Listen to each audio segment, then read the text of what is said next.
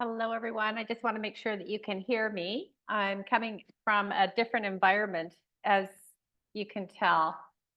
Um, just give me just give me the thumbs up in the chat because it sounds a bit echoey in here to me.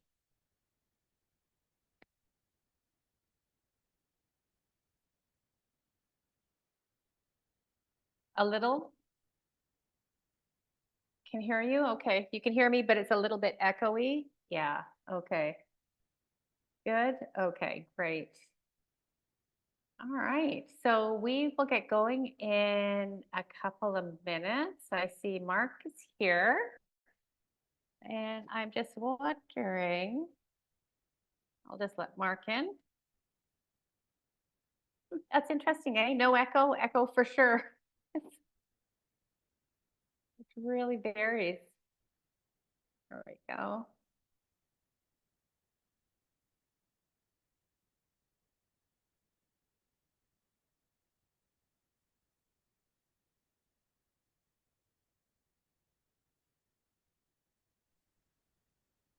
Okay. Hello, hello. Hi. Hello. Hi How are there. you? Good. Good.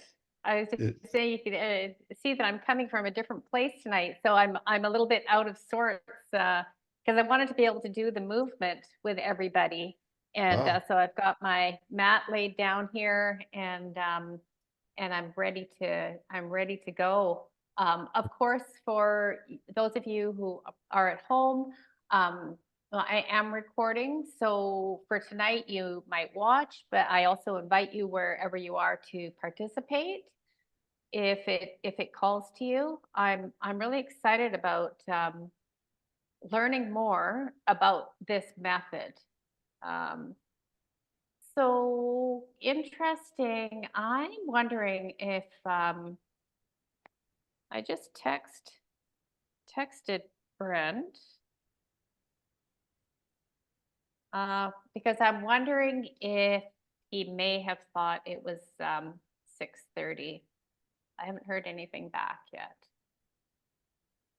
So sorry to those of you that are waiting.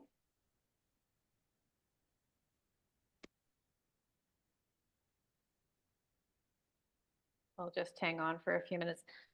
I know that he's coming tonight, but and I did say 6 o'clock, but I did get a message back that he would be tuning in at 6:15. So I'm not sure if he got the correction on that. So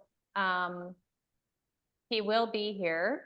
For those of you that want to just make a cup of tea or get yourself settled, don't go away. Just hang in there. One of the reasons I can see that and Andrew's here tonight, one of the reasons we have Brent coming on tonight is that I've heard from Andrew and other people over the years about the Feldenkrais method. And for any of the movement teachers that I have learned from, or that I've really admired their way of navigating the nervous system with movement, that is actually like retraining the brain through movement, they have learned from the Feldenkrais method, and they've learned from the concepts of Moshe Feldenkrais, who I believe he probably died maybe 20 years ago. I'm not entirely sure on that. But he really was at the forefront of, before we knew about neuroplasticity, he was at the forefront of movement to shift your brain. So this mind-body connection. And he was actually he was an engineer. He was a physicist. He was very much a scientist. So that's where this method largely came from. Let's see here. Madeline, I'm just going to dim my screen for a second and do some work in front of my work computer. So just give me a holler when he comes on. Just going to Okay. Yeah. multitask here. Okay. Yeah. Sure. As long as just make sure you keep your sound on so you can hear me. Yeah, so those of you that are just tuning in, there is a chance that there was a mix up on the time and that Brent might be coming in around 6:15. So if you want to make yourself a cup of tea, take a bathroom break, make yourself cozy, just go ahead and do that. And I will stand by.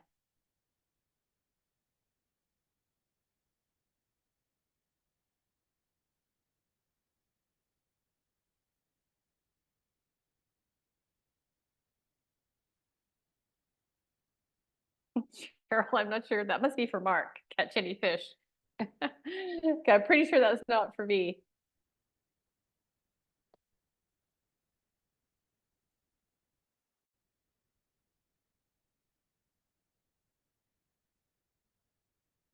Oh, Mother's Day. Oh, thank you. No,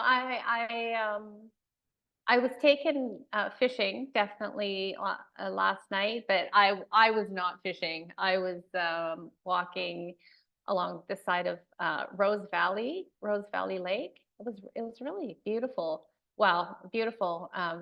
Very affected by the fires.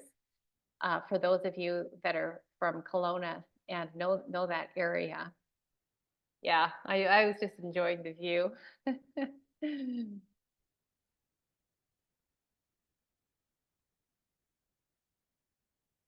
Yeah, that's it, Steve. Just take some time to take a few deep breaths. And for those of you that are just coming on, we're probably going to be get going a little bit late tonight, probably around 6:15.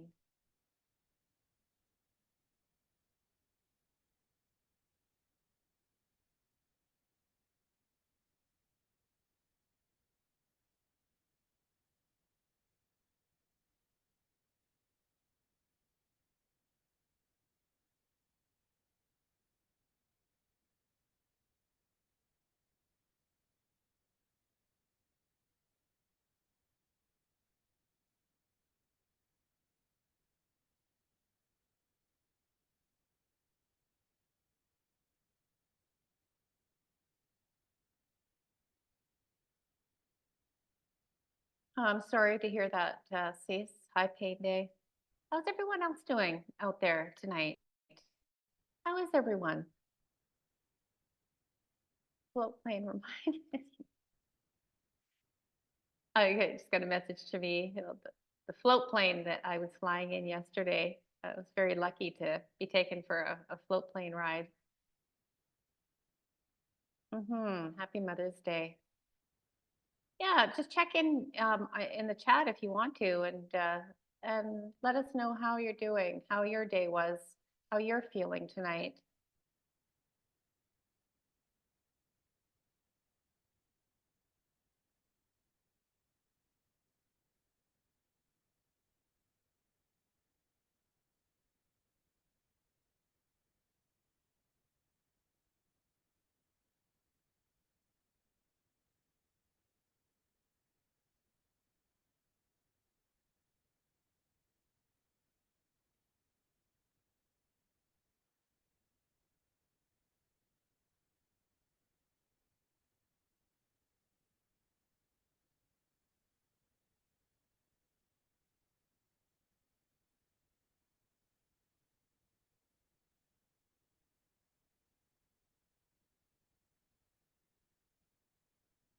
Thanks for checking in. Oh, hi, Vaughn. I'm just telling people that we're going to get started a bit later tonight.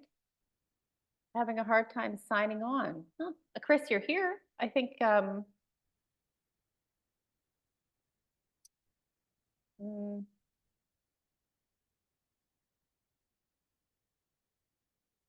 yeah. Well, you know what? Brent is here, Cynthia. So I am going to let him do that because, no, you haven't missed anything. Okay, great.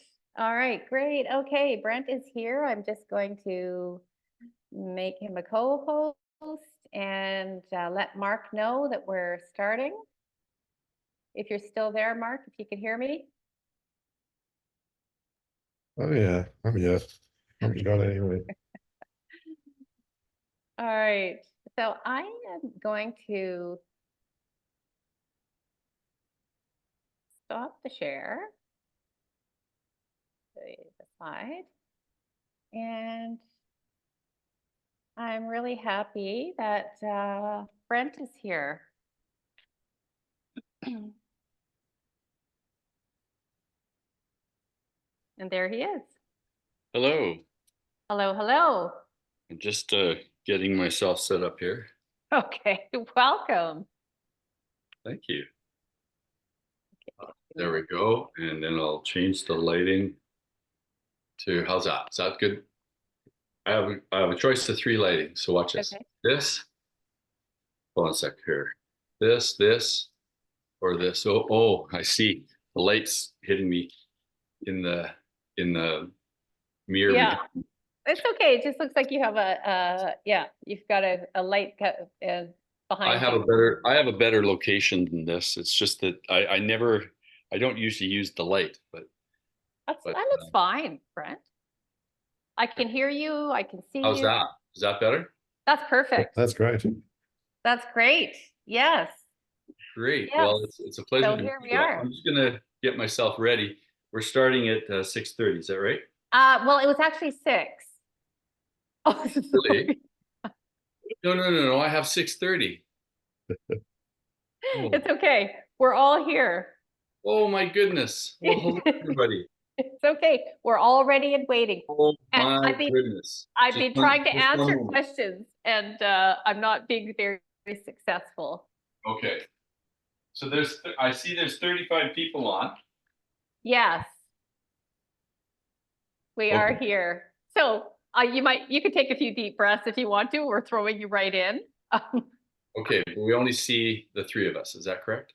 That's Yes. right. So it's webinar style. So people are interacting in the chat. I'm in a different environment because I'm going to be doing the movement along with you. So for those of you, you're used to seeing me in my office, but tonight I'm going to be getting down on this mat, I think, and moving along with Brent. So yeah, we've got a really great group here tonight, Brent. And I mean, there's been some questions about the method, and all I can say is, well, before I start talking, I'm going to turn it over to Mark Lawrence from the clinic just to get us started. Then I'll introduce you, and away we go. Okay, thank you. Hi, good evening, Brent. Thanks for joining us. Welcome. Yeah, welcome on behalf of the Bill Nelms Pain and Research Center. It's great to have you. Look forward to a very interesting evening, learning about movement and the Feldenkrais technique. So, thank you so much for joining us. It's it's our honor to have you here. And I'm going to actually just a few house rules for everybody. A lot of our patients like to put things in the chat, so that's great. We just ask that we respect one another's confidentiality so that people feel comfortable asking questions or putting it in the chat. And other than that, I'm going to turn it over to Madeline to do the rest of the introductions. So thank you very much, Brent. Great, thanks, Mark. Mm. Yeah, so I'm really excited to have Brent Kisilevich, hopefully I said that correctly, Yes. here tonight with us. And I was saying at the beginning that any movement teacher that I have learned from or I've really admired usually has some kind of background or roots in Feldenkrais. And I know very little about it myself, other than he was one of those pioneers in this area of movement to change brain function and that mind-body connection. And I see it being used in many ways for people with pain. And so I'm really excited for this tonight. It's our movement in May month. So a lot of people are getting out, they're moving more, they're perhaps gardening, and we're having a series of speakers come in. And so just so everybody knows, next Monday, there isn't a speaker because it's a long weekend. But then we have moving through fear of pain, and we have a Qigong class. So we're about halfway through. And so, without any further ado, I want to welcome Brent. And from what I understand, is that you've been practicing Feldenkrais and you're a trained practitioner and owner of the Okanagan Feldenkrais Center. And you've also had some experience with pain. So, I'm just going to hand it over to you. Well, thank you so much, Madeline, and thank you, Mark, for the kind words to begin. So in my world, when I do a Zoom meeting, I will actually see all of the other participants, and I will have them in a room. I will have them set up in a room behind me for them to see, for me to be able, as an instructor, to see what's going on. But first, what I'll say is, I am a fellow sufferer of pain. I have learned and looked for a way in what is it that I have that's available to me personally to change the way that I'm experiencing myself. So if I'm experiencing a great deal of pain, what can I do about it?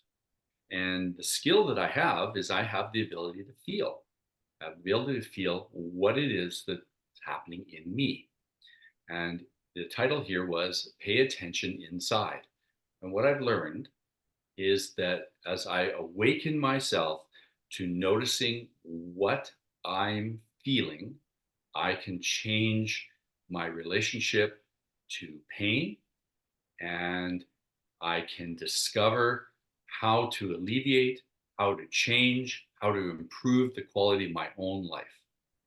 And this is what I was looking for as I suffered through my sciatic pain as an 18-year-old kid, and then as an adult, ignoring that and discovering and saying, oh, I'm going to do whatever I want to do.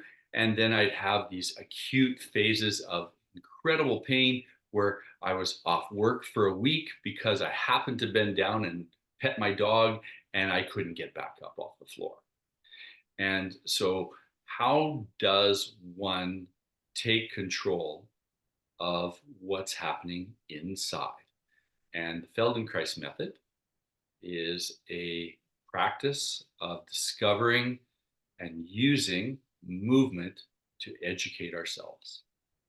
So that's the core, that's the whole crux of this. What do I have available to me? What can I do about my situation? Now, I will tell you that I encourage people, if they're in acute pain, it's okay to take some pain medication. But once you've taken the pain medication, now what do you do? How do you change what's going on? So to begin, I'd like to just show you on the floor what I would like you to each consider doing. So the first thing is find yourself a blanket or some nice, comfortable, safe, comfortable place on the floor for yourself. So I often do this. And I will not be showing you this, by the way. What I will be doing, I'm just showing you how to create the conditions by which you can feel something different in yourself and use movement to create that. Okay? And this is, and what this does is it really empowers people to say, wait a minute, I'm in pain. What does that mean? Oh, I'm going to pay attention inside of myself. I'm going to feel what I'm doing, and I'm going to discover the one thing that all of us can do. And that is we can notice differences about what it feels like. And today I'm going to give you an example of that by having each of you follow along with me by doing something while you lie on the floor. So when I'm lying on the floor here, when I need to get down to the floor, and I'm aware that for many people, getting down to the floor can be difficult. So you can get down to the floor any way that you wish. But you notice I took some towels here. Take some towels here because when I go to lie down on the floor, it's helpful for me to put my head on something. when I lie like this, you might notice my chin's up quite high. In fact, that's because of the way I'm holding my back. So if I put something under my head, oh, it's relief. I feel so much better. So I'm going to ask that every one of you take a moment to create a mat on the floor and feel free to put something underneath your head. This is the gift to yourself. Now, from this point on, everything that I say will be verbal instructions for you to explore inside of yourself. And I'd also like to say that there is no right. Oh, yes, it's fine to do it on the bed. It's fine to do it on the bed. You can do it anywhere you wish. If you can have a floor and you can, then that's great. A bed might be a little soft, but you know what? We all have the ability to feel.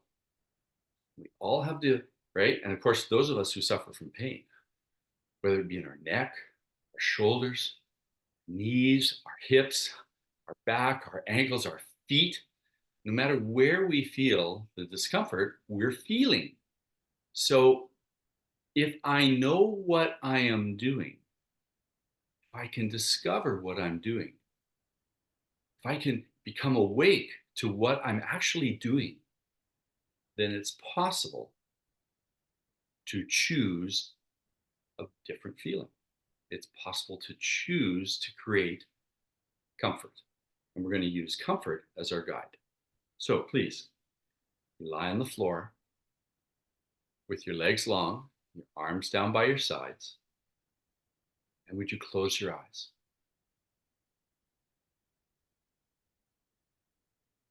Now I'd like you to see, how are your legs lying on the floor? Can you feel your legs from your left hip down to your left heel? Your right hip to your right heel? How does your spine lie?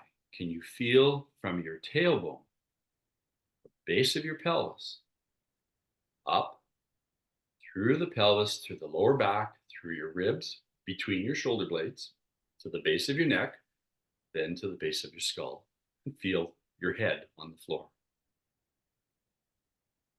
There's only 5 lines that make up the cardinal lines of the human body. So there's the 2 legs, there's the from tail to head, and then there are 2 arms. Now, compare your 2 shoulder blades. Your right shoulder blade, feel how it makes contact with the floor. And then feel your left shoulder blade. Do they lie equally on the floor? This is the skill that each and every one of us has, to notice how we are and what we're doing. And for many people, lying on the floor like this can be uncomfortable, especially if we live with acute pain. Now, check the towel that you have under your head and see, is it too high or is it too low? So the way to do that is to take whatever you have out from underneath your head and put your head back and just feel. Do you prefer to be on the floor without something under your head? You are the expert. Remember this, you are the expert. Now put something underneath your head again and see if that's better. And if you're not sure, just pick one. Do you know why? Because you'll know best. And it doesn't have to be, our ability to feel and sense ourselves is something that it's a skill that we develop. It is not just readily just there. Now, if you have a pillow, I hear that Valerie has a pillow under her head that's becoming increasingly more painful in the neck. Must put support under the neck only. All right. You notice that I used a towel and I had it folded. The pillow doesn't necessarily have enough mass to support you. So this is why a soft pillow doesn't necessarily work. So this is why I'm going to recommend you have some towels and you fold them. Okay. And if it takes a moment to get up and walk away from this and then come back, that's fine with me. Remember, this is about you feeling and finding the best possible place for you. But the unfortunate thing about pillows are just a little too soft. They're just a little too soft and they don't necessarily provide that support that we need. So hopefully that works. No can do, can't get up and down from the floor. Contractures prevent me from stretching out my legs. Oh, no problem. Bend your knees and stand your feet. It's okay. So here's the key. If you can't even get into the initial position where we're starting, it's okay to change. What can you do? What's the least amount of discomfort you can have? Because remember, pain at its acute is so painful you can't even be there.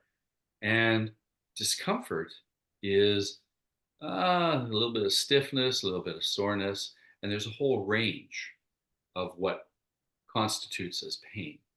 So give yourself the gift that you are the expert. Okay, my knees are bent, my feet can stand. Does that help me? Does putting a little bit more underneath my head, does that help me? You will know what's best for you. And if you can't be completely pain-free, just be aware that you can make it as comfortable as possible for you. All right, so having said that, would you roll your head a little bit to the left and roll your head a little bit to the right? Now, I said roll your head a little bit, and I'm watching Madeline, okay, because she's the only one I can see.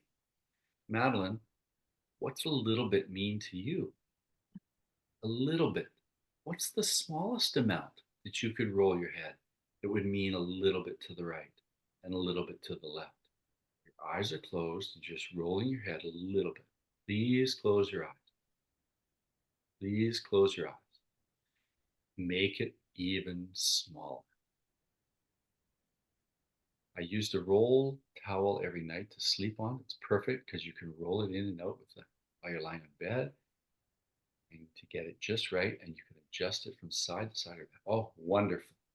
Christine, I'm so glad to know that you've got a suggestion about new towels are better.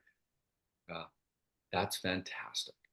See, each of you, there's 41 people now I see here, you are the experts on you. So I'm giving you a way to use movement to make changes in how you feel. And so you've rolled your head a little bit to the right and a little bit to the left. And you decided what a little bit means. And what happens if you make it smaller and smaller, so as if it was like tiny, like almost imperceptible for me to see? You're not doing this for anybody else. You're just experiencing what's the smallest amount you could roll your head a little bit right, a little bit left, and see what does it feel like. And then leave your head in the middle. And then feel how you breathe. Think of having some space in your mouth, some space in your throat. Feel the air coming through your nose, perhaps go over the palate. There's some space in your mouth, some space in your throat. Let it come down into your throat and into your chest. Just feel how you breathe.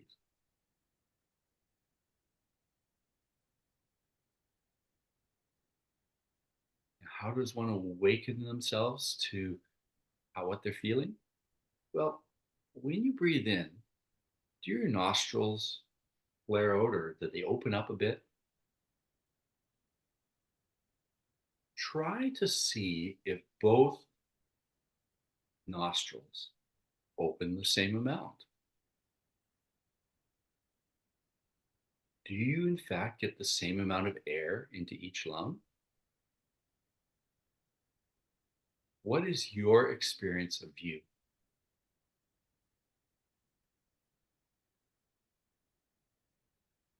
Now, for those of you that have your feet standing, you've already done this. Would you please stand your right leg and place your right foot on the floor?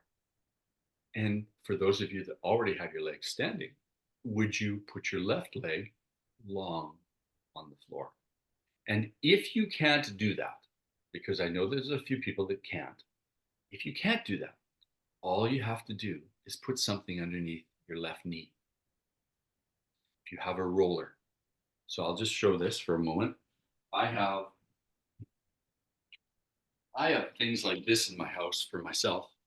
Here's a roller, and I might put it underneath my left knee. That way, my knee is bent and I'm not straining anywhere. But it's okay to use a towel and roll up a towel and put it underneath you.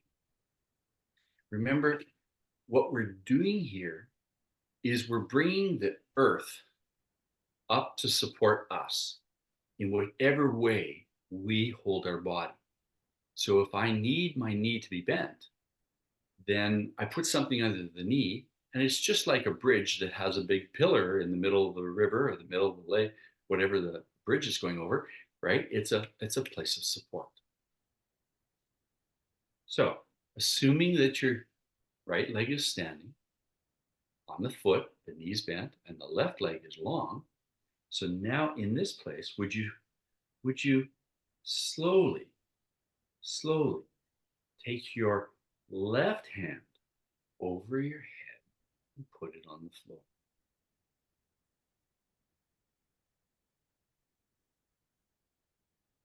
Your left hand goes over your head and onto the floor.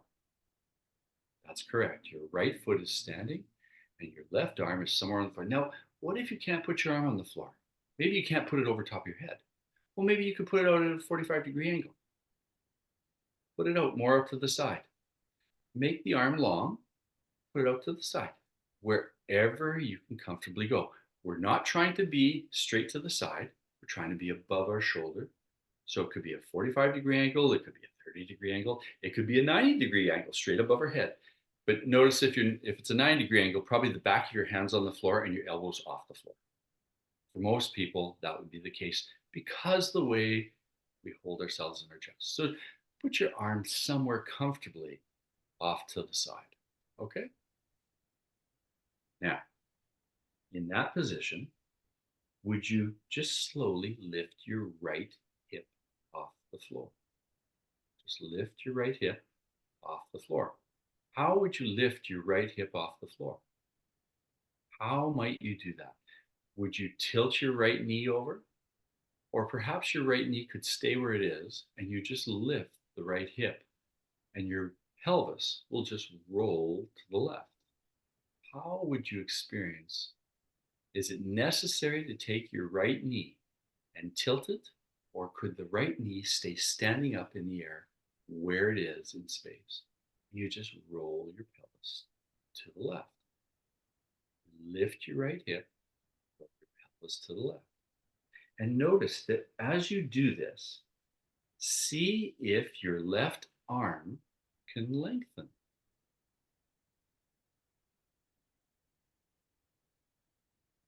Now, your right foot must be at a distance away from your left leg. So if you move your right leg more to the right, away from your left knee, and then lift the right hip, roll the pelvis, and see if the left arm can lengthen. The instant that you begin to lift the hip, the arm gets a little longer. Remember, if your arm's in an uncomfortable place, move it out more to the side, find a way. Your palm will be facing up. Okay? Palm will be facing up at this point. And you roll, you lift the right hip, and you find your pelvis rolls onto the left side. That means the right side of your back will lift from the floor. Now, are you all athletes? Are you athletic?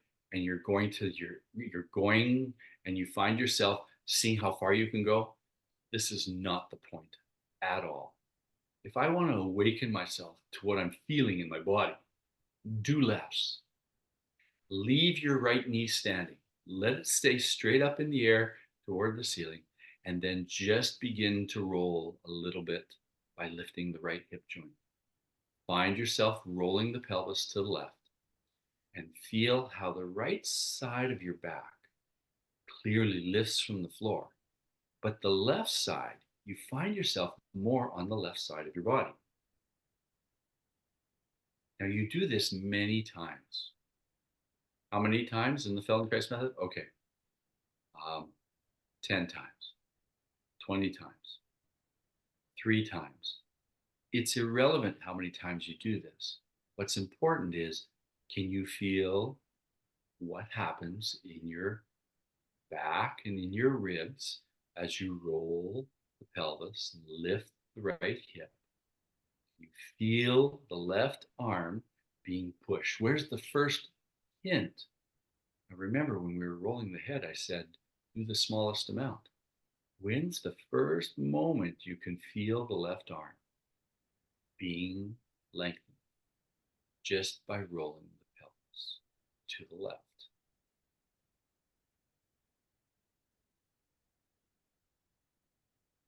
Now, don't hold your breath while you do this.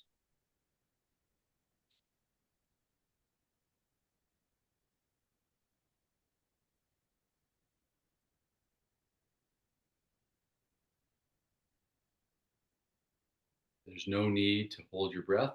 You just breathe easy. It's as if you were doing nothing. See, most of us, and well, most of us, all of us will do exercise, but this isn't exercise.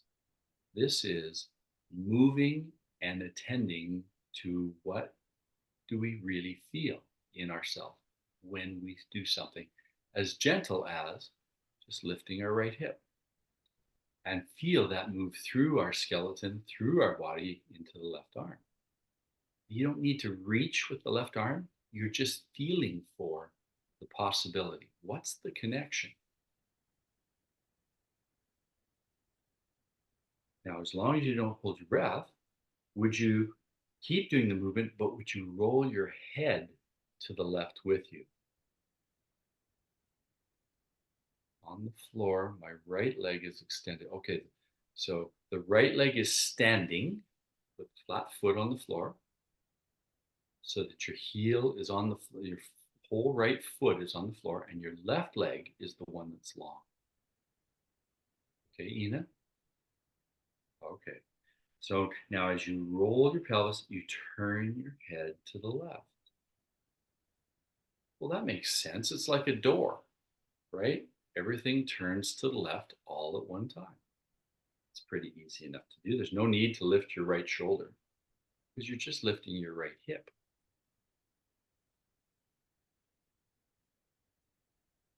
Now, while doing this, try to look at your left wrist above your head. That means to look at your left wrist. First of all, you have to lift up with your eyes toward your eyebrows. You have to tilt your head back, and you have to turn and look way up. Just like a kid who rolls his eyes, a teenager, well, you got to look way up and look at the wrist. And then when you come back down, just come back down to the beginning place. Now, for some of you, you may wish to take a towel out from underneath your head at this point because it might be too much stuff. It doesn't allow you to tilt your head back and look. You decide what's right for you.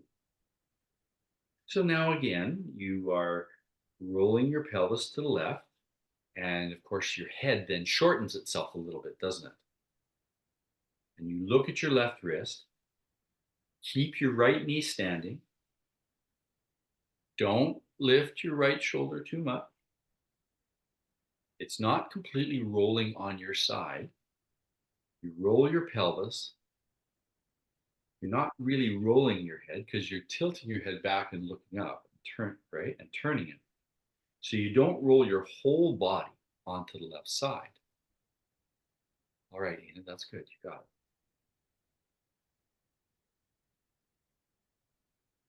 it. And after a few movements like this, just see if your left arm can lengthen better. Now, here is why the Feldenkrais method is so powerful. Because would you slowly, because your left arm is above your head, would you slowly keep it on the floor, but bring it down in an arc slowly until it's beside you. Because you can really hurt yourself, okay? And then, now, with your right knee, would you tilt your right knee to the right? So that means you roll over the outside edge of your foot, the right knee goes to the right, and then slide your right foot down till it goes long like the left side. Now, here's the key thing about that. Babies can't lift their leg and put it down, but when they tilt the knee out and they slide the foot down, it's fully supported. That means there's no extra work in your back and in your torso and in your ribs and your chest. Notice, for those of you who said, someone earlier had said that no can do, contractures prevent me from stretching out my legs. What has happened now? Is it possible for you to lie here, maybe with one of your legs long? Has something changed?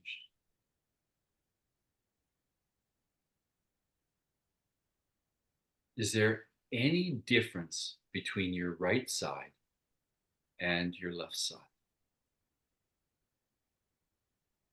Remember, to become awake to what we're truly doing, what we're truly feeling, it requires that we treat ourselves with incredible kindness, love, and care.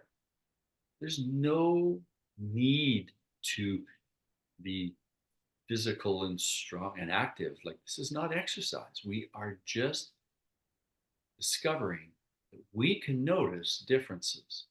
That's what our nervous system does.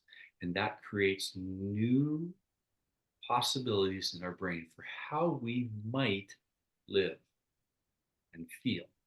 Would you please bend your right knee again. Now, how do you bend your right knee? Tilt it out to the side and slide your foot up. Tilt it. There we go. You got the right idea, Madeline. Slide it up. And then roll over. Once you got your knee somewhere near your left knee, your foot near your left knee, then roll over the outside of your foot, and then your foot and knee will be standing. Now, as long as your right foot is not really close to your left knee, move it out to the right. Give yourself some space there. Wiggle your foot over. So now your knee is standing. We're in the same position we were just a moment. So you stand your foot at a distance away from the left knee. And would you then again take your left arm, take it up in an arc and put it above your head somewhere. Wherever that's possible. Don't strain. If I'm straining, I'm exercising, I'm trying to accomplish something, we're just looking for ease. When we use ease and comfort as our guide in life, yeah. Okay, so Yvonne, a bit of sciatic tenderness on the right. Standing the foot will make it easier. Okay, because I'm a sciatic guy. That was my issues as an 18-year-old, as a junior hockey player, right? And then I had a injection into my L4 disc, and although I was pain-free, I still had a lot of restriction through my life until I was around mid-40s when I said, hey, can I do something about this? So I'm there with you, Yvonne. Okay, so now, would you now lift your right hip from the floor, roll your pelvis to the left, but this time, roll your head to the right. Roll your head the opposite way. So you lift your right hip, but you roll your head to the right. Now, did you have the right knee flop over across your midline? Could you keep your right knee standing up in the air where it was? Then come back to the middle, lower your right hip, bring your head back to the middle, roll your head to the right as you lift your right side of your hip and roll your pelvis to the left. This is a beautiful movement. This is a movement that's involved in walking, through our system. It's such a gift to ourselves. So, right? And this is the kind of learning we did as infants. And when we realized that we have the ability to learn again and again and again and improve the quality of how we organize ourselves, then we can change our relationship with pain. Because if it is painful, that says don't do it that way. Maybe change in some way. Change and look for ease and comfort. And this is why the Feldenkrais method is so useful for helping people discover how to change their relationship with pain. That pain is your friend. It is something that you do to get you to change your behavior. So again, you're lifting the right hip and you're rolling your head to the right. Exactly opposite of what we did before. And for those of you that can recognize this, the movements themselves are almost silly, simple they are.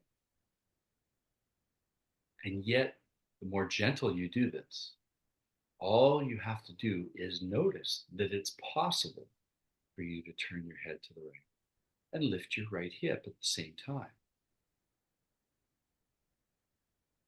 Now, your right hand that's down beside you should be palm face up.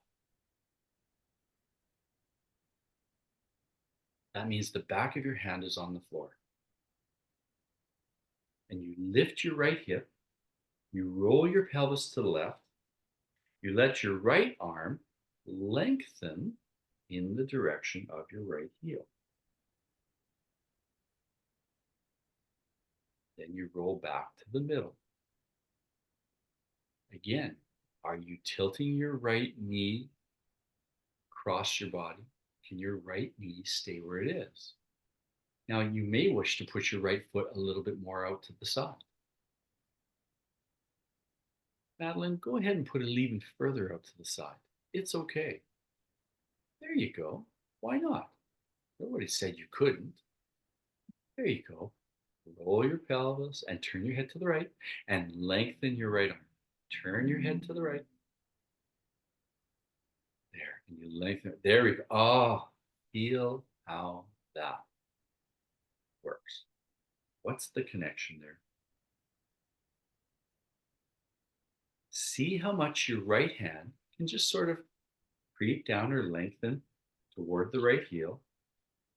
And the next time you do this, okay, the next time you do this, would you stay there with your hip in the air? I see Bobby raised a hand. Not sure what that means. Is that asking a question? I'm not sure what that means. But well, what I can say to you is you looking to the right, please. Lengthen your right arm towards your right heel. Do I have a YouTube video where I can demonstrate the movements by Cynthia? Sure, I can do it on the floor in front of you for a second. I'm assuming you could all see Madeline, but see, you don't need to see somebody else doing it, but sometimes it's helpful. So sure, I can go on the floor for a second. All I ask that you do is you see how much your right hand can lengthen toward your right heel, and then you roll back every time your head into the middle, and you roll back your pelvis so you're lying flat again. And I've asked you to keep your right hip in the floor. So I'm going to go on the floor now. Please do not quit. Please do not quit and watch me unless you're uncertain. There's no need to do that. But for those of you that are in this position, roll your pelvis to the left, please. I get major Charlie horse spasms on trying to roll left up and head to the right. Okay, so Gail, would you do less? I'm going to show you on the floor. Even less. Do at the tiniest amount. So I am on the floor for a moment. I have my right leg standing, lying on my back. I have my left arm over my head. And now I'm going to turn my head to the right Back of my right hand is on the floor. I put my right foot somewhere out to the right. And now I'm going to roll my pelvis to the left and lengthen my right arm while looking. Now, what's the smallest amount I could do? There. Tiny amount. If there's a Charlie horse in the leg, put my leg down and rest. Oh, take a breath. Bring my head back to the middle. Slide my leg up. Stand it again. If my leg is too close to my left leg, put my right foot somewhere out to the side. Then just roll my pelvis a bit to the left. Turn my head to the right. Lengthen my right arm and look down. Now, when I'm in this position, stay here like this. Stay in the position like this. Let's see how that's working for Gail. All right? You don't need to text back to me. It's okay. Now, when your hip is in the air, would you just roll your head to the left? Just roll your head to the left. So you keep your right hip in the air. All around. I feel like I'm laying on rocks. Yes. And you clearly aren't. You could even be on a bed. Just know that feeling, okay, that's just a matter of holding. And if you do less, do way, way less. In fact, if lying on the rocks is a problem, stop, roll onto your side, take a rest, remove yourself from the uncomfortable position. And then you can come back and begin again, just in a gentle, small way. So for those of us that are taking a rest, that's fine. Remember, a change is as good as a rest. And then, so now you lift your hip, you roll your pelvis to the left. That means your right hip lifts. You roll your head to the right. You lengthen your right arm down in the direction of your heel. Now, this isn't about a destination. We're not trying to touch the heel. All we're doing is that's the direction that we're going. So you can do the movement even smaller. Okay? Nobody says that the hand has to touch the heel. All what matters is that you're going in that direction. And when your heel is up, your hip is up in the air, right arm is down toward your heel, turn your head to the left, bring it back to the middle, turn your head to the right. Now, how big a movement do you have to turn your head? I'm seeing Madeline. She's the only one I can watch, right? But Madeline, what does turning your head mean to you? How much do you need to turn it to know that you've turned? Could you do less? Mm-hmm. I'm feeling like I'm bending backward at my waist. Is that wrong? Thanks, Yvonne. The answer is there is no right answer. There's only what you're feeling. So, can you be gentle? Are you straining? If you are straining, back off and do less. Would you please bring your hip back to the floor, your face facing forward, and then very slowly bring your left arm down beside you. So you don't hurt yourself. You can really hurt yourself in your neck and your shoulder if you do things quickly, okay? And that's why I encourage you to slide it on the floor like Madeline did. And then Madeline, would you just tilt your right knee to the side and let your left leg roll to the left. Or to the right. Let your left leg roll inward. Turn the foot in. There you go. Now slide your foot down. Oh, okay. Isn't that easier? Yeah. Yes. Yeah. Okay. So now why did I get Madeline to do that? I'm just giving you instructions about it's okay to use your whole body to make life easy for you. That's the gift. When we start living that way, our life changes. Would you please, as you lie here, just notice, are there any more differences between your right side of your body on the floor and your left side now? Feel your legs, feel your shoulders, feel your arms. Can you feel your spine touching the floor more than it was before? For Paul, who is lying on rocks, is there something different on the right side compared to the left side now?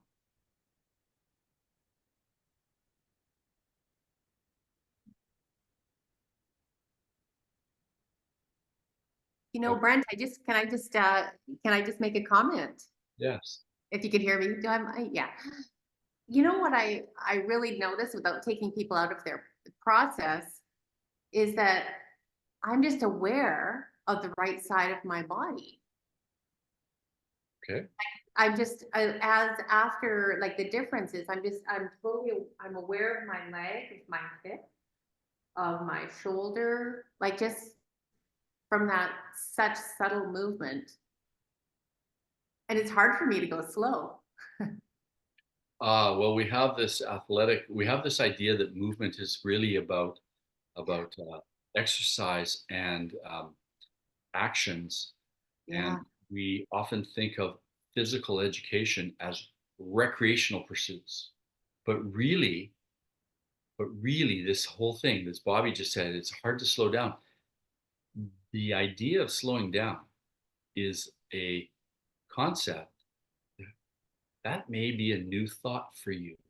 Yeah. If that's a new thought, remember that the way in which we know ourselves is through our experiences. And how do we know that? Well, we move.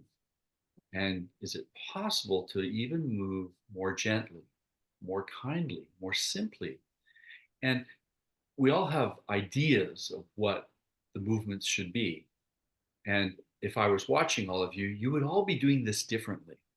But as I continue to guide you through this experience of becoming awake to what you're feeling in yourself, then the movements all for everybody starts to look more the same.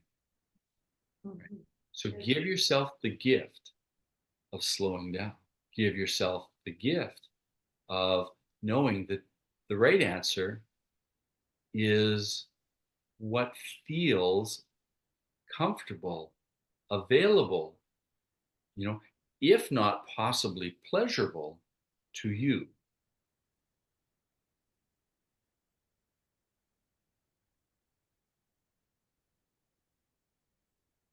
Now, I think it's interesting to have people stop for a moment. And would you roll to a side in somewhere form and come up to stand?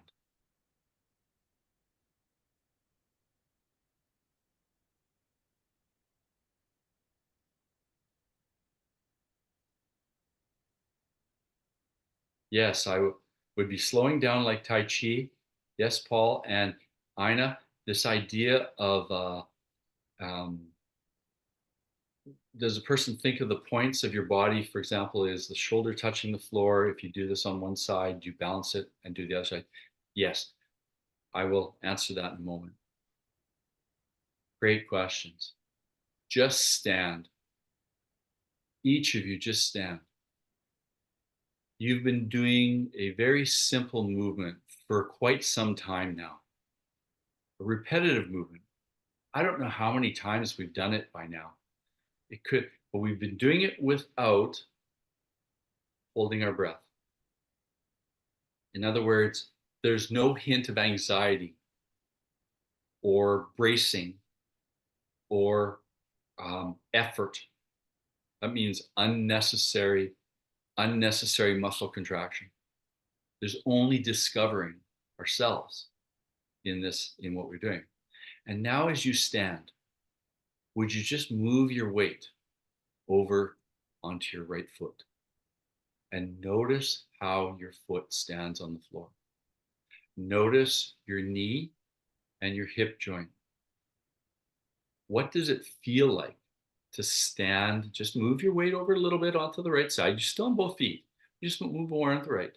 Just stay there for a second. And then slowly bring yourself back to the middle. And then compare this with the left side.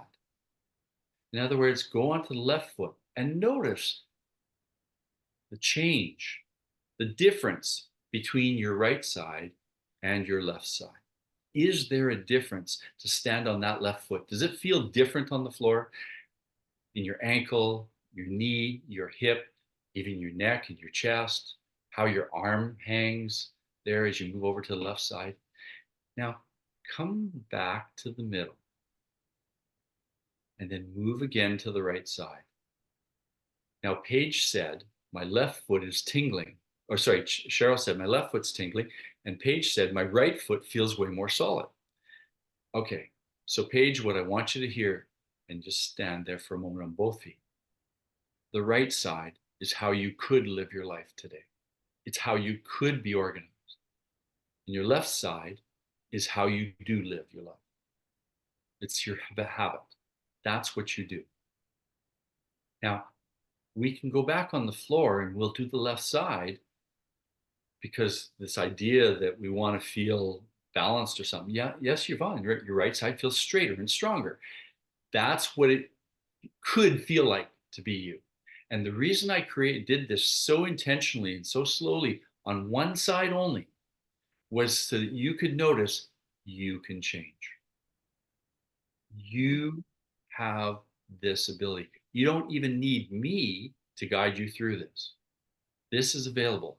And this is how I dealt with my sciatica. It dealt how, as in my 50s, when my knees started to bother me, and then when I started to have some trouble with my left Achilles heel, you know, as I did this type of learning for myself, it started to change my behavior and how I thought, how I felt, more importantly, how I felt about myself. Hey, I can do something about what it feels like to be me. I can give myself some way in which to improve the quality of my life. And this is why I was brought here, was to share this feeling that you could notice a difference.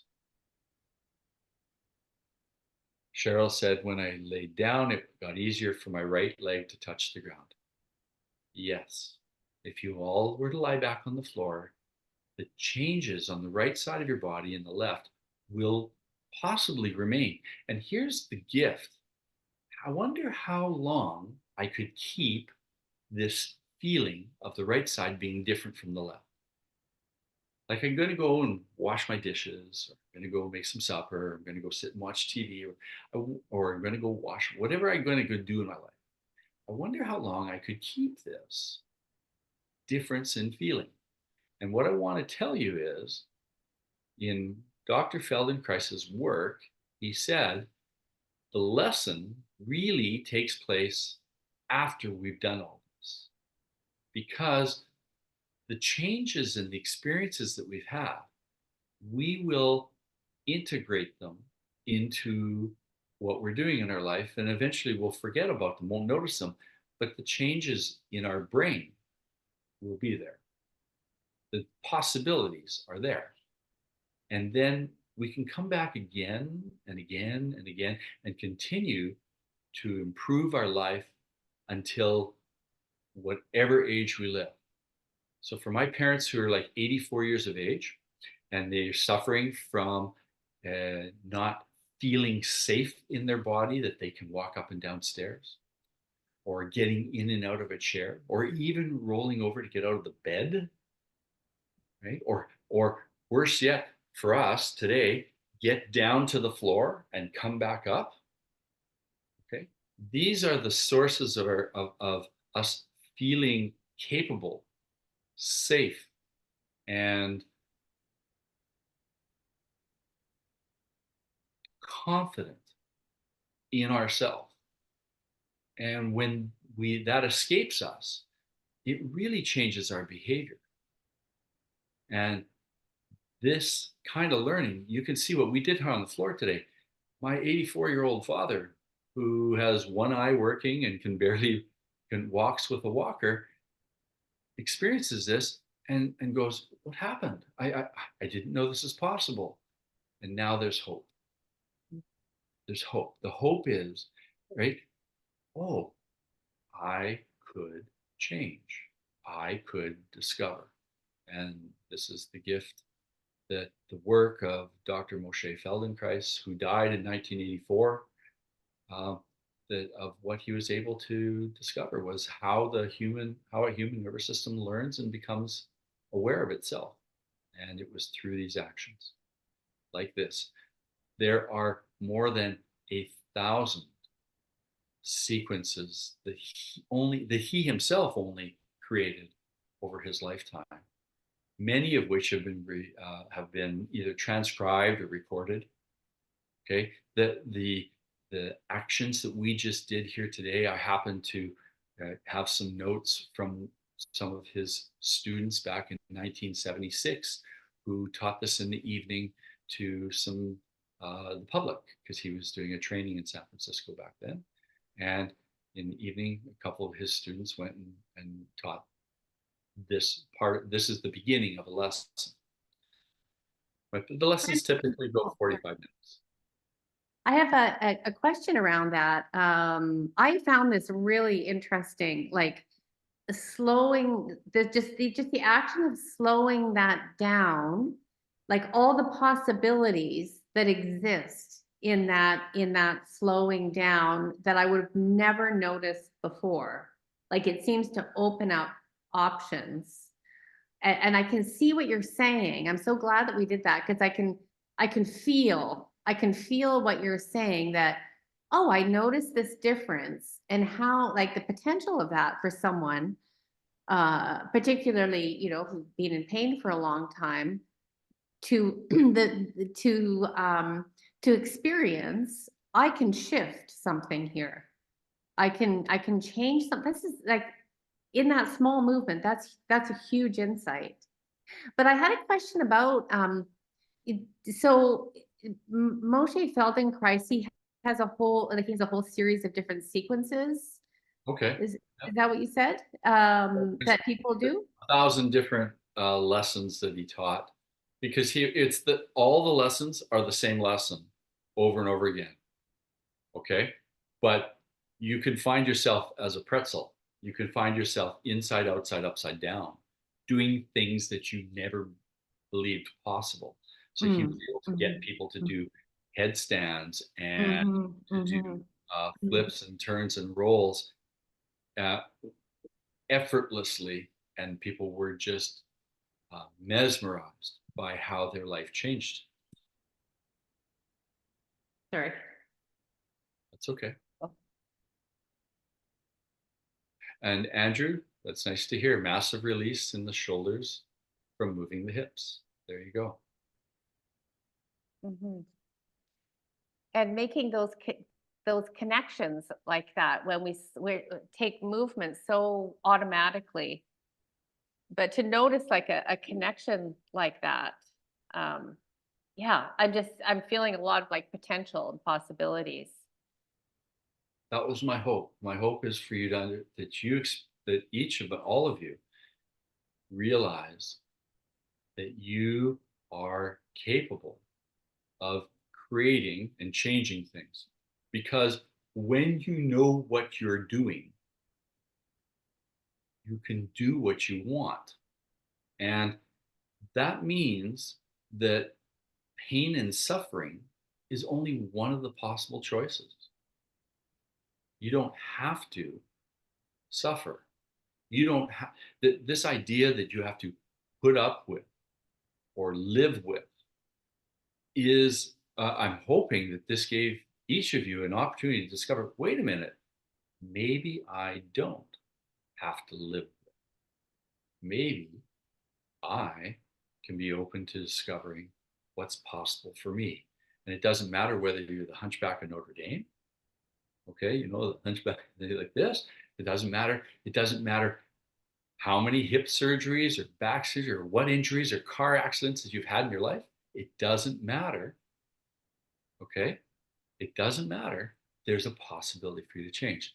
And David, that's fantastic to hear. An aggravated trigger point in the right side of your neck, painful at first, but surprise, now feels possibly okay. There's a new possibility. And this is why I came to this method.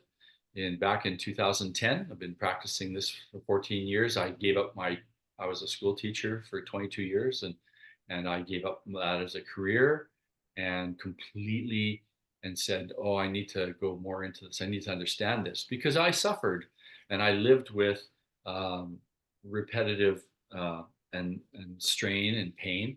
I lived my life. I did things. I was always always active, but I also had a little bit of fear, Mhm. a little bit of fear, a little bit of mistrust in my back or my knees. And once I learned to care for myself in this way, I discovered that I could sit at the airport and learn to take care of myself before I get on a plane for 5 hours. And I could sit on the plane and I could get up off the chair and feel better after having sat for 5 hours than I did when I went and sat down, because I was doing small, gentle movements and attending to different parts of myself. And I was able to create the ability to sit, the ability to go up and down stairs, the ability to get in and out of a chair. I just always took that stuff for granted. It never occurred to me that I could improve that or that I could grow that. And so I tell people that are older, hey, every single day of your life, make sure you get down to the floor and lie down completely, and then find your way back up. And if you do Feldenkrais classes, you can do this for free online, by the way. It's really easy to find stuff now in today's day and age, okay? You can do whatever draws your attention. And you do lessons like somebody speaking like myself and guiding you through something. And then all of a sudden, you start doing what I used to do it at night before I went to bed. And then I would have these wonderful sleeps. So. I was going to ask you well, we can get to this after Yvonne's question, how people can find you and where they would go if they were interested in doing more. Okay, so first things first is I'm really not online so much. So the way to find me, believe it or not, is through word of mouth. Um, I, you're right, I did own the Okanagan Feldenkrais Center. And through life changing, I ended up, I work right here from home. And I teach twice a week online like this at 9:30 in the morning on Tuesdays and Thursdays. But Okay. what I want to encourage all, and I'll tell you what, you can expect to pay expect to pay maybe $10 for a session for a class. Okay. Um, typically 10, maybe even $15 for a class, depending on where the instructors are from. But if you type in Feldenkrais online, you will find this is really to promote the idea for all of you. And there's also ways to find it online, something called openatm.org. I'm going to say that again, openatm, which means awareness through movement.org. I'll repeat that one more time. Oh, great. Madeline wrote it down. Openatm.org. If you go there and you just scroll down and pick anything that like it might be about your neck, it might be about a foot or an ankle or a shoulder, whatever your heart's desire is to discover about, click on something, lie down on the floor and listen. Now, I'm just going to check here because somebody asked me, oh, Yvonne. So Yvonne, I want to answer your question about, are there exercises that can be done from a chair? Because I can't get up from the floor. And the answer is yes. I do all kinds of things in chairs. I just explained that I at the airport, I do it myself, right? If I have to fly somewhere, I want to be comfortable on the plane. How do I do that, right? Or if I have a layover from one flight to another, how do I make it possible? If I need to sit for 8 hours working at a computer all day, how is it possible for me to work all day? And when I get up, I feel fantastic. How do I do that? And I'm telling you, this is entirely possible. So there's ways in which I really want to be careful about, are there any exercises? I'm going to repeat this. This is not exercise. This is learning. I like all I like that distinction. I think that's so important to remember, especially if like what we teach is the awareness starts to shift the experience. So I really appreciate that. And just, seeing what Andrew wrote, a many-year process, but I started just lying, listening, and breathing to the lessons, and now working with improved movement, less pain and anxiety. So this idea of just starting wherever you're at, starting it from exactly where you are, seems to come Yes. into it. Okay, so a few things I've seen here. I cannot even sit for an hour without pain when getting up. Okay, so what if I sat for 5 minutes? And what if I sat on the front of my chair? What, rather than sitting in the couch? Like the couch is behind me here, I can slouch in the chair. It's not a very efficient place to sit from. Okay, so there's so many things I could model here. I just want you to know it exists. It's out there. You go to OpenATM, I'm sure you'll find lessons on there. Sharon Staruk, there's so many lessons there, right? And they're all just Feldenkrais practitioners who then decided they were teaching classes live in person. And what they did then was record themselves. That's how come we have all this data, all this information. Okay, Dr. Feldenkrais would go down to his a little studio on Alexander Street and Yanai Street in Tel Aviv, and he would walk in. He had a reel-to-reel recorder, and he turned it on, and then he just sat and talked. And people that were in there did whatever they did for 40 minutes. At the end, they would leave. Another group would come in. He'd put on the recording and play the recording and watch everybody and go, I wonder what this is like. Right? And then he'd say, yeah, I think I could change that. And then he would stop after that. They'd leave, another group would come in, and he would then turn the recorder on again, and he would teach the same lesson again in his, and all of this came from him paying attention to himself. And then eventually people started coming to him and asking, hey, I heard that you can help people. Can you help me? And then he would, with his hands, help them heal things. Because in the hands of a practitioner like myself, I can get you to experience things you maybe might not have thought of on your own. And if I'm well organized in my body and I can support you in some sort of action, such as in this case, we were lifting the hip, okay, and we were rolling the head a little bit. And if somebody supports you in this and puts a little bit of a little touch here, a little touch there, and all of a sudden you go, oh, okay, I feel that. That's easier. Right? And that's the gift of working with a Feldenkrais practitioner. Now, I don't know if all of you are you all from the Okanagan? From all over the place, mostly BC. Some people I think are here from outside of BC. Okay. But I would say mostly in the Okanagan. Yes. So I would like you to know that one of the greatest things that happened is that we had the first ever Canadian Feldenkrais practitioner training. It's a 4-year training, and it occurred in Kelowna over the last 4 years. This was a big deal. It was my colleagues had organized it, and they had about 35 people graduate. And so there are practitioners in the Okanagan. There's practitioners in Vernon, Lumbee, Kelowna. I need to go south. I can't remember if it's Oliver or Penticton. Okay, there's people in the Okanagan where I live, but there are also people in the Kootenays. If you live in Nelson, there's people there. And if you're in Vancouver, I split my time between the Okanagan and Chilliwack. So there's practitioners and myself in Chilliwack, but then even beyond that, They're in Vancouver, Vancouver Island, Victoria. Okay, there are practitioners. If you look up the Feldenkrais method, you will find an enormous number, surprisingly, an enormous number of people that are that chose to train and discover for themselves how to make their life better. And of course, they're now teaching classes and working one-on-one. You can expect to spend about $100 to $150, even up to $200 to work with a practitioner one-on-one. And Okay. I do recommend that. Yeah.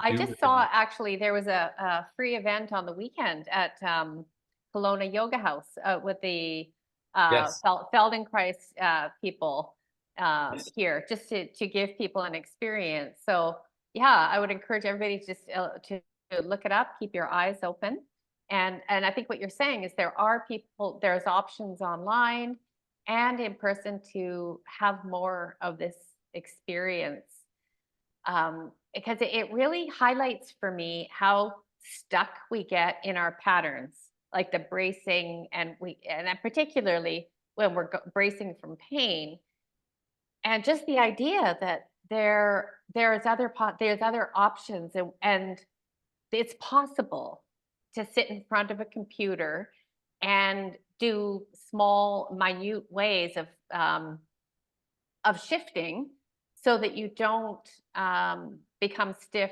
or increase your pain. Yes. That's huge. Yes. I think at the heart of this is it's. I want everyone to know you are the expert, and you can grow and learn and make a big difference in the quality of your own life.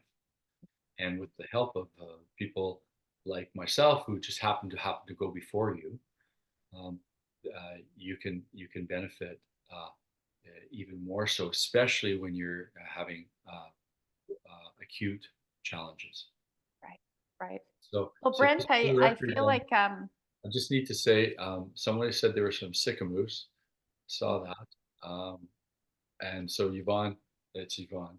I just want to say that so in Salmon Arm, there's a few practitioners as well, but I'm not sure if in Sycamoose itself, but certainly in Salmon Arm. oh, is that right? In Salmon Arm, hey? Okay. Yes, yeah, there's at least three. Okay. Um, I guess is Will teaching Monday, Wednesday, Friday? Yes, so Will was one of my clients, believe it or not, Oh, okay, I see. and then he decided to take the training. And I love to tell his story about one thing. He says, because he's gone out and he's teaching classes Monday, Wednesday, Friday at 9:30 in the morning. Right? He fit them around my classes. Um, I charge people basically $50 for a month. So then it turns out to be about you get 8 classes in a month, so that's $6 a class. And so I would just get people to buy a membership with me, and then I'm teaching those days all the time. And but I worked with Will one-on-one, and the important piece to share there is he um, he had a lot of pain. He used marijuana and stuff to try to alleviate that pain, and he couldn't stand on his feet. He had pain in his feet and numbness in his feet, neuropathy in his knees and stuff. And he says now, after having changed his life, he said that my poor knees and ankles and my feet had these big heavy blocks of cement above them that they were supporting. And once I discovered that I had a collarbone, shoulder, and ribs, and I became able to notice more parts of my body, then all of a sudden I no longer suffered from pain. Right. For those of you, this is tying in so many different areas. Yeah, we had a speaker last week that was talking about the latest in lower back pain and movement, and he was talking about this type of awareness of different parts of the body, as well as, and it's kind of spreading out your brain, isn't it? Like the neural pathways expand by the sounds of it. Yes, it's new. neuroplasticity is a relatively new term. It was made popular by the work of Dr. Norman Doidge in his first book, The Brain That Changes Itself. And then he wrote a follow-up book 7 or 8 years later called The Brain's Way of Healing. When I read The Brain That Changes Itself, I'm going, oh my goodness, this is exactly what I'm doing. I was all excited. And then lo and behold, he ended up going and studying with some Feldenkrais practitioners and got to actually understood that Dr. Feldenkrais was a pioneer, right? He was one of those first people who said, the brain, people, they continue to improve and change throughout their lifetime. And there's no and change can be negative, but change can be positive. Like, there's always the opportunity available to us under the right conditions. And of course, today, the way I spoke, what I had you pay attention to, my pacing, my timing, and that was all built around creating the conditions by which you could discover yourself. Well, Brent, I feel like that's a great place to kind of come full circle.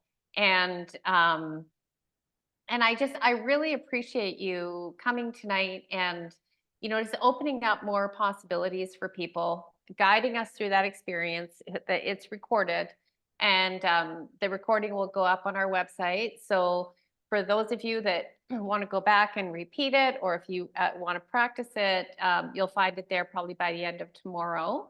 And I'm really excited about taking this into, different parts of my own body, and just like you say, like discovering and exploring what's possible. So I sure appreciate that, and all the questions that have come in, and the comments. Yeah, thank you so much, everyone. Yeah. It has been my privilege to be a part of this with you. And I give you permission to share my contact information with your group. I'm fine with that. Okay. I'm more than willing to help people move their way forward in their lives. Thank you. Yeah, Thanks. thank you, Mark, Brent. do you want to wrap us up here? Yeah, no, thank you to do a both little of you. movement on my left Yeah, side. I turned my video off because I'm not going to be doing movement on my examining floor here, so I'm going to wait for it to get clean. Brent, thanks very much. That was really interesting, and just really helpful. It just adds, to what we went through last week with some of the interesting discoveries, and just providing patients with another tool. Just opening up some possibilities and some ideas for patients. And thank you very much for sharing your wealth of knowledge with us tonight. That's much appreciated. Really great. So from our clinic to you, thank you very much. My pleasure. Thank you. And thanks, everyone. And as I just said in the beginning, next week, we don't have a webinar on Monday, but Tuesday, we have a chronic pain education class. And then we'll continue on with Mondays after that with moving through the fear of pain, which is a great follow-up to our work tonight. So well done. Have a good night, everyone. And bye for now. Good night. Good night.